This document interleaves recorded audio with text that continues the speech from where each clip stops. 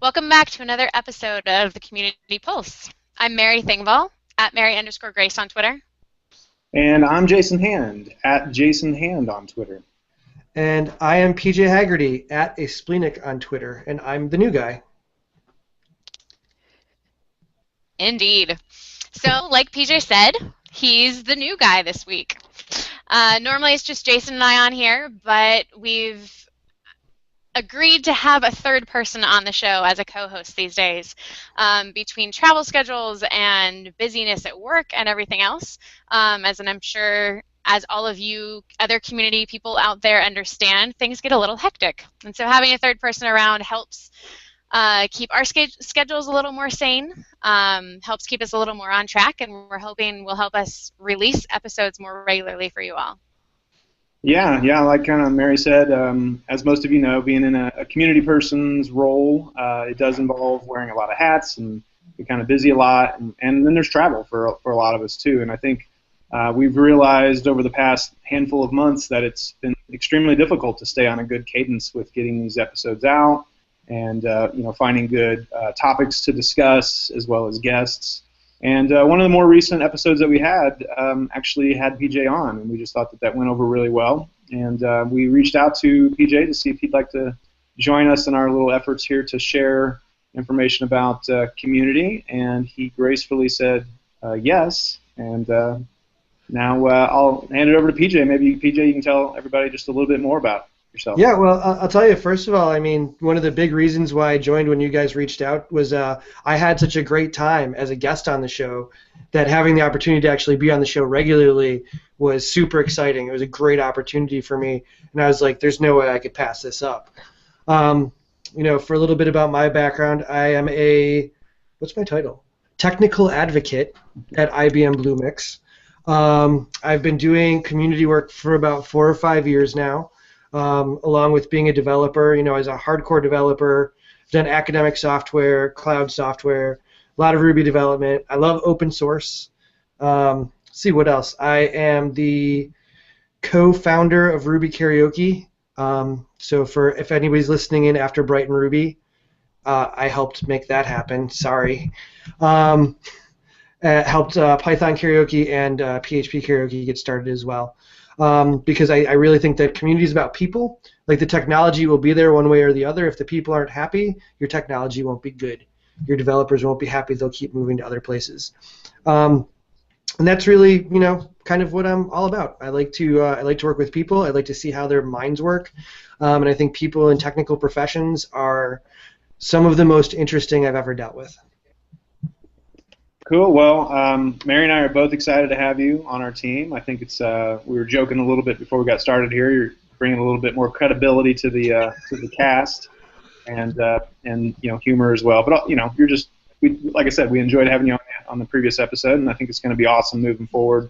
Yeah, I'm looking forward to it. And yeah, I think it's going to be great. And today, or for this episode, we really don't have a specific agenda. We just kind of wanted to get the three of us together and I guess sort of introduce or inform everybody, the listeners that we have out there, of the changes, and maybe, I don't know, talk a little bit about some of the stuff that we know we want to discuss. We haven't really nailed down specifics on topics and guests and that kind of thing, but I think between the three of us, we do have a growing list of ideas that we'd like to share. So I don't know, maybe start with you, Mary, if you want to just sort of share some of the things that's on your mind lately since maybe the last episode, and then go around the horn with PJ next. Yeah, definitely.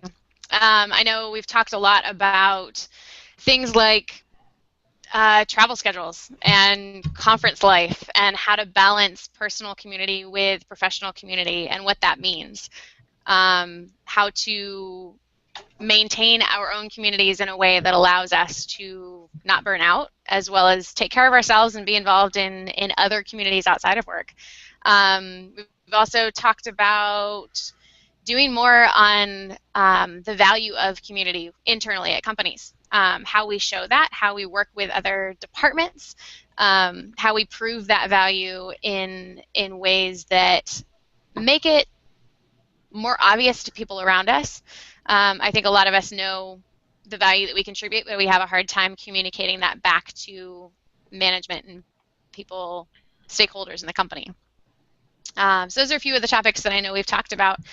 I know there were some others that we wanted to go back and visit again as well. We had a lot more to cover with the metrics episode, had a lot more to cover with the episode that we did with Nathan and Philip on teams and team building as well. PJ, you had some ideas of things to bring up too. Yeah, I think there's tons and tons of ideas, and I think there's lots of different things that we could touch on. There's the whole idea of kind of grassroots growing of communities versus kind of the pre-installed communities or even product communities that I think you use the term astroturf, which I think is interesting, but where you're kind of walking into a community that's pre-built. A lot of what we talked about is kind of the parts of the role that people don't see. Like what's it like to come off at the end of a conference or 3 and sit down and say, okay, I have all this information in my head and I'm inspired to do something, and maybe I've inspired some people and they want to talk about it, but I feel like I've just been on a plane for 3 months. And how do you deal with that? There's all kinds of great different topics. I really enjoyed the episode I was on, the DevRel for the Win, which I think ties back to a lot of things that you were saying about what is the value of what it is that we're doing. What is the value of community to a company? Because it ties in with metrics as well. It's not always something that you can measure, but it's something that has value. I think there's tons of things. I know that looking at some of the topic list things that we had, burnout's huge in the community of community people. Ageism, also kind of an issue. I know that I, as an older person who does this, am sometimes looked at, oh, this guy, he's getting a little bit elderly in his, can he still bring it to the stage? Of course I can, first of all. Yes, of course I can. I'm PJ. That's what I do. But beyond that, like, there are people who are looked at like, oh, these are the grandfathers and grandmothers of the movement, and can they still do what they need to do and be just as valid as they were 10, 15 years ago? I think there's just a lot to discuss, and with community being an ever-evolving thing, it's not something where, when I started doing this 5 years ago, it was very different to what I'm doing today. It's not just about, like, I go up, give tech talk about product, walk off stage, everything's done. There's a lot more to it. There's a lot more components that a person has to bring when they take on a role like this. So I think that we basically have a list of never-ending possibilities for topics and guests. Yeah, I agree, especially with regard to the guests. There's so many great people to talk to, so many people we can pull from. Speaking of which, if you're ever interested in being a guest, let us know. Drop us a line. Shoot us a note on Twitter or drop us an email as well.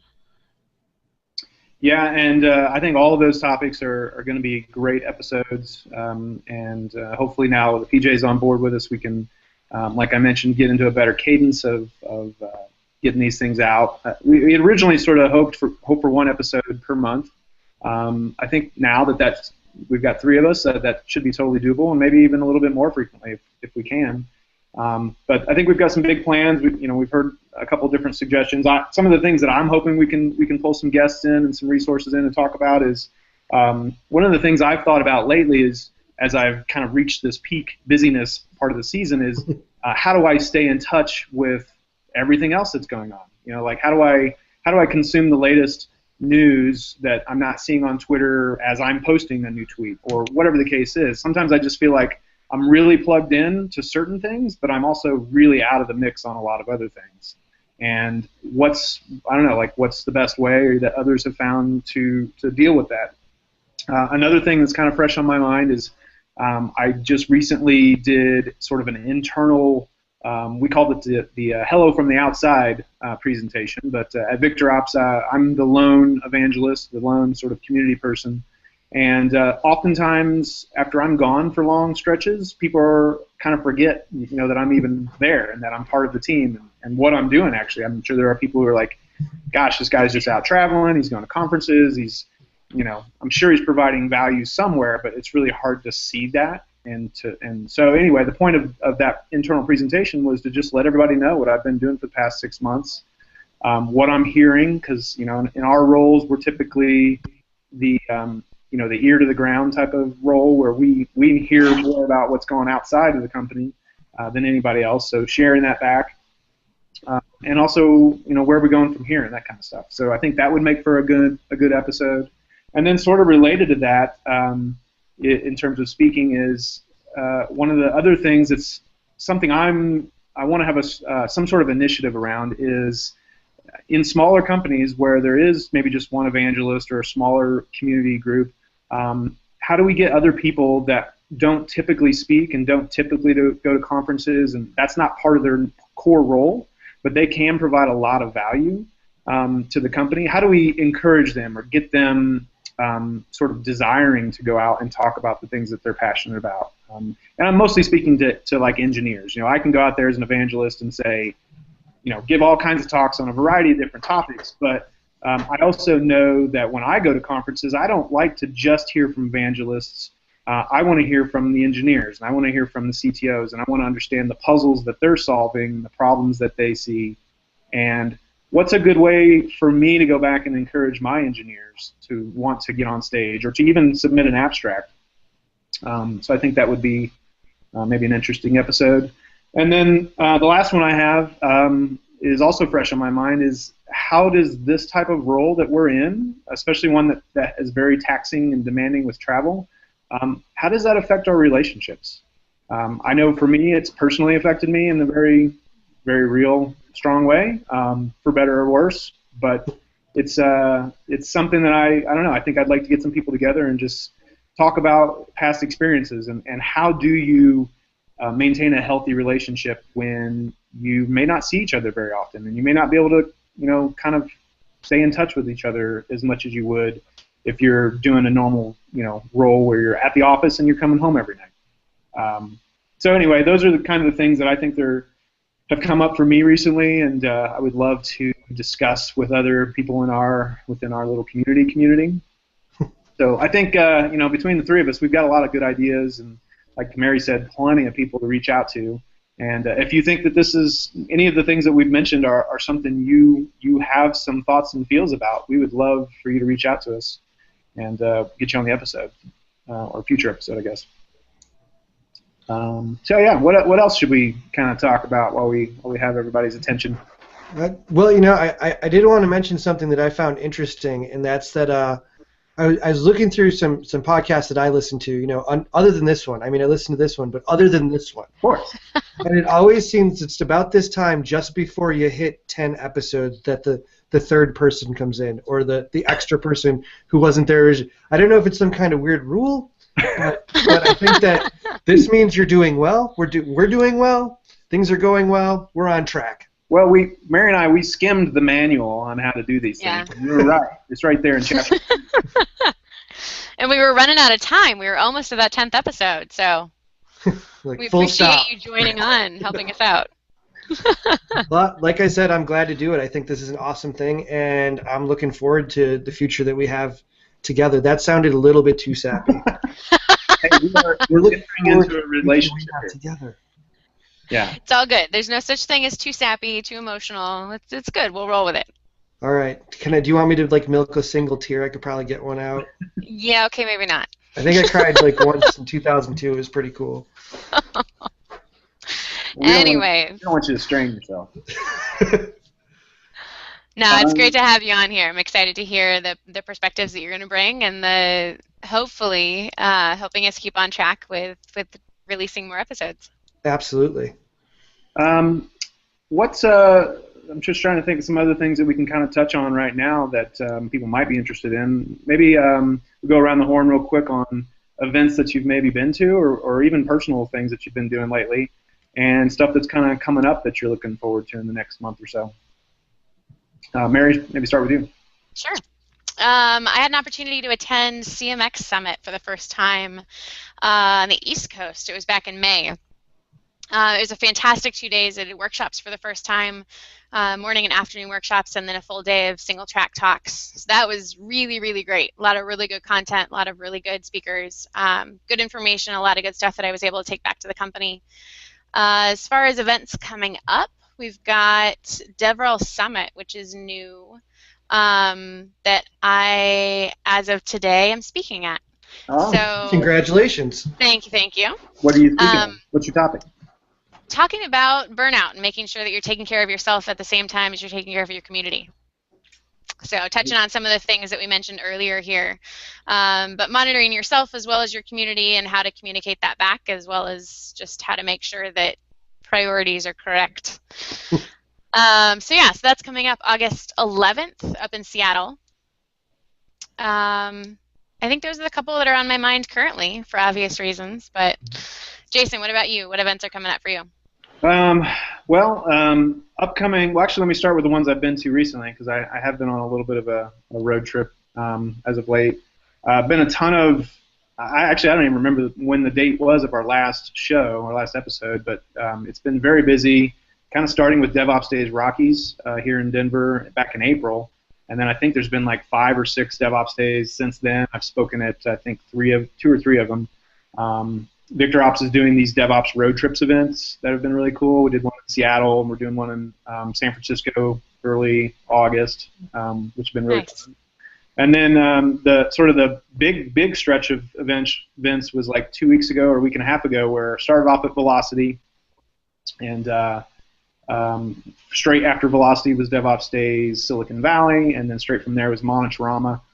Those aren't really community events, but they're things that I go to because they're just kind of part of the industry that I'm in, or that VictorOps is in, I should say.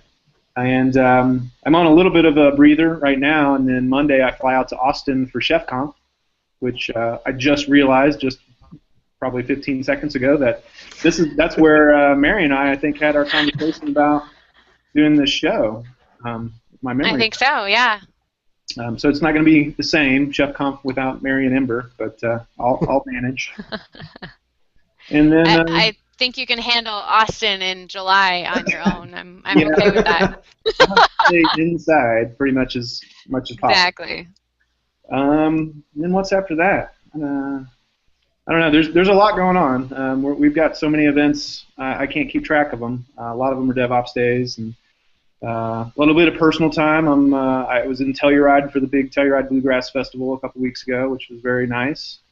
And speaking of burnout, actually, I kind of want to give my company a little bit of props. They've recognized that I've just been standing on the gas for several months now, and they're giving me a little bit of PTO on top of my normal PTO, and sending me out to a nice little relaxing ranch up in the mountains for 3 days, just to sort of unwind and disconnect. So nice. Thank you, VictorOps, for keeping an eye on me and doing the right thing to make sure I don't burn out. Those are kind of my events that I can think of that I've been to and have planned. PJ, what about you? Let's see. Big events that I just came from. I did at the end of June. I was in Hong Kong for Rise, which was pretty awesome. It's a large scale. It's like 8,000 people, a lot of startup energy, and I was there emceeing the Builders stage. Had a lot of fun doing that. A couple weeks ago, I was in Chicago for Windy City Things, which was a first-time Internet of Things conference run by Ray Hightower, who's known for a lot of the Windy City conferences like Windy City Rails and some of the others. Really great guy, really understands how to bring a community together. And right after Windy City Things, I flew to Madison, Wisconsin for a Mad Railers meetup, which was a very good time. Great people. I'm lucky in that actually tomorrow I'm leaving on vacation for a week. So my next event is until August, when I head to Pittsburgh for Abstractions, which is put together by some of the old Steel City Ruby crew. But they have done a fantastic job in getting some of the biggest names in community and tech all in one place. And I will be speaking there and hosting karaoke, which is, kind of like my jam. And after that, of course, in September is Code Days here in Buffalo, which I am organizing. So if anybody's interested in that, they can check out Code Days Conf on Twitter and check it out. We should be announcing our speaker soon. But yeah, staying pretty busy. Pretty busy. Yeah, it's a busy time of the season. Exactly.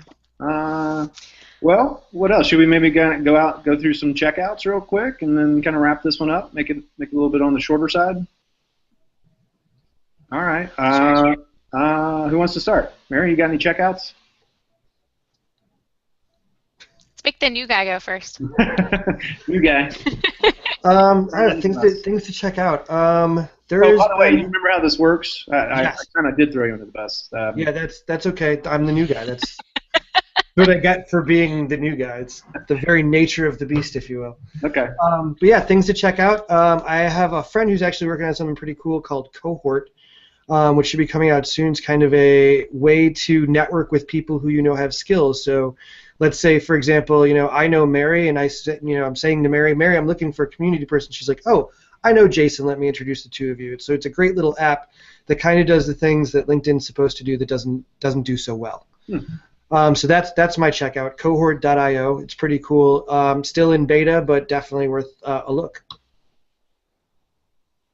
I'm jotting that one down, cohort.io. Check that out. All right, Mary, are you ready, or you want me to go? You still thinking? Sure. So two things for me. One tech-related, one not at all. But the first is I've been getting back into Codecademy and their JavaScript lessons and some of the other tutorials, brushing up on some stuff that I learned earlier, and then digging back into learn more. And I don't know if any of you have checked that out, but it's a fantastic way to both refresh things as well as learn new skills. They've got a great system set up, and I just need to set aside the time to dig into it more. The other thing, and this is completely geeky but not tech related, if you don't know the show Agents of S.H.I.E.L.D., but you're semi into superheroes and Marvel Universe type things, it's an awesome show, and it's really, really good. And it's not so over the top superhero if you're not a comic book fan normally, but it's a good balance of action and superhero-ness, and it's a lot of fun. I haven't watched that in a while, but I remember, gosh, it's been a couple of years since I was sort of a hardcore viewer of that show, but it did a really good job of sort of filling in the blanks between some of the Marvel movies. Yes. And it actually sort of took place kind of at the timelines were in sync, because I remember going and seeing the latest Marvel movie. I think it was, I don't know which one it was actually, but and like the very next day, the next episode of Agents of S.H.I.E.L.D. came out, and it like was supposed to be at the exact same time when like the the hover ship or whatever was. Well, I don't want to exactly. Cool. I really only have one that I can think of at the moment. We kind of jumped into this not that prepared. It's not a tech-related one whatsoever. But it reminded me, or what reminded me was looking at PJ there behind him. He's got a new record we were talking about, the new Mumford & Sons one, which kind of he gave me that checkout, so I got to go new Mumford & Sons record. But speaking of records, I've got a buddy who works here in Denver. There's a startup called Vinyl Me Please, and he started there, I think, when it started. I'm not totally sure on that part, but it's basically a record of the month club. For about $25 a month, they send you a new record every month, and it's specially pressed for just them. And it sometimes comes with even a separate, smaller little EP inside, but it also has an insert, like kind of an art type of insert. And then what's really cool, I think, and maybe, I don't know, maybe not everybody thinks this is cool, but it comes with a paired, like a recipe for a paired cocktail. So it gives you like a cocktail that you're supposed to make and enjoy while you're listening to the new record that you just got. So I think it's kind of a cool concept. And so I wrote that down. That was my turn to write it down. There you go. There you go. And, motivation for me to get my record player working again. Yeah, it's kind of cool. And you have no say in what you get every month, which is kind of the cool thing. It kind of takes you back to the old BMG days when you get stuff in the mail. Stuff arrives and you just have to deal with it. Yeah. There's really only been, I've been doing it now for about a year, I think, and there's really only been one that I listened to, and I probably haven't gone back to listen to it again. But the latest one is an old funk band called Wells Fargo. Never even heard of them, but awesome record. Nice. I think the one before that was, it's escaping me. And I just got an email the other day that my next one's on the way, so I'm excited about it. Very cool. Vinyl Me Please. Nice. Okay. All right. Well, thanks a lot. Yeah, this has been awesome. It's been brief, obviously, but we just wanted to sort of get PJ in here and introduce him to everybody that listens to the show, and hopefully share in the excitement that we have brought in some extra muscle, brought in some extra help, and hopefully we'll keep this thing going. So I guess with that, Mary, you want to maybe take us away? Sure thing. Thanks again for listening today. You've been listening to the latest episode of the Community Pulse. I'm Mary Thingvall, at Mary_Grace on Twitter. PJ, you go next. Oh, I go next. I've been PJ Haggerty and continue to be PJ Haggerty at Asplenic, ASPLEENIC on Twitter. And I'm Jason Hand, at Jason Hand on Twitter. And we will hopefully sometime soon get this, get some show notes out there, get it up on our website, communitypulse.io. And we look forward to talking to more of you in the next episode. We'll talk to you then. Bye. Bye, everybody. Bye.